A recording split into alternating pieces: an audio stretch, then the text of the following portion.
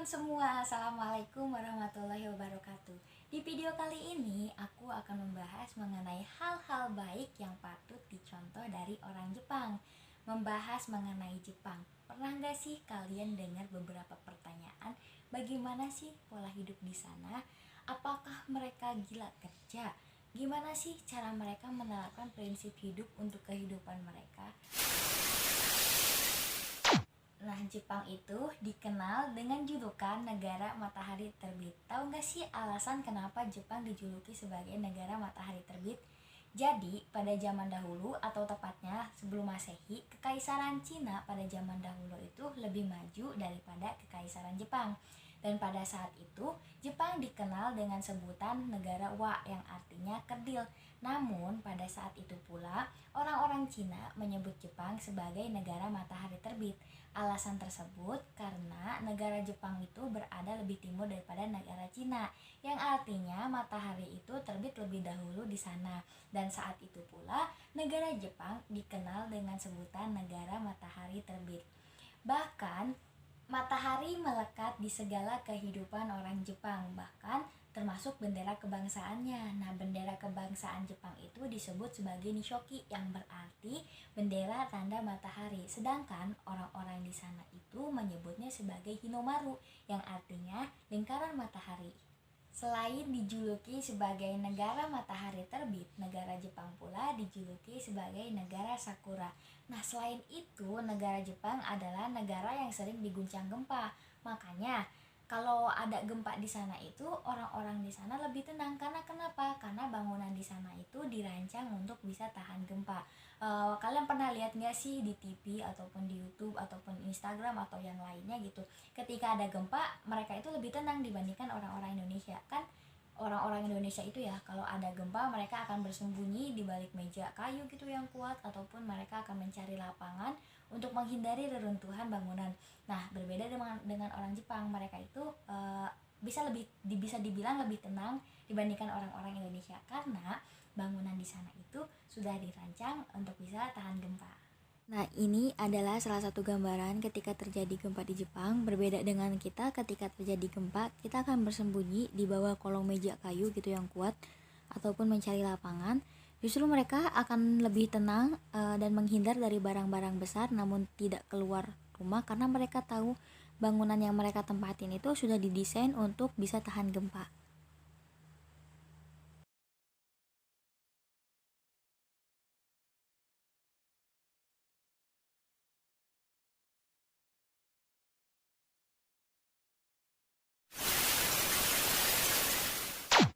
Percaya atau tidak, negara Jepang negara yang luasnya kurang lebih sebesar Pulau Jawa, tetapi pengaruhnya bisa sampai mendunia.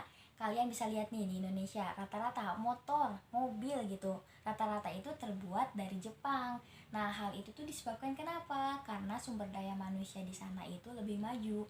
Orang-orang Jepang itu mereka lebih terkenal karena disiplin, teratur, serta mempunyai tanggung jawab yang tinggi. Mereka ketika melakukan satu pekerjaan, mereka nggak setengah-setengah, mereka itu selalu ingin terlihat lebih maksimal gitu. Selain itu, angka pengangguran di sana itu lebih sedikit. Karena kenapa ya? Karena tadi sumber daya manusia di sana itu.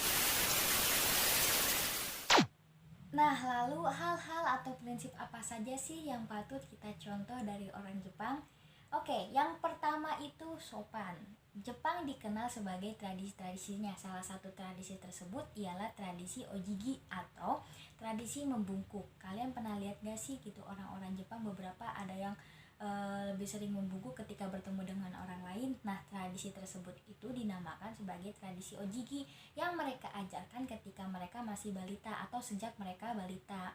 Lalu setelah itu ada yang namanya tradisi aitsatsu atau tradisi budaya selalu berkenalan, mengatakan permisi, dan meminta maaf. Nah, ini tuh patut banget nih kita contoh dari orang Indonesia karena orang-orang Indonesia itu kadang mereka ketika melakukan ketika melakukan sesuatu gitu, entah itu yang disengaja ataupun tidak disengaja terhadap orang lain, kadang mereka lupa untuk meminta maaf.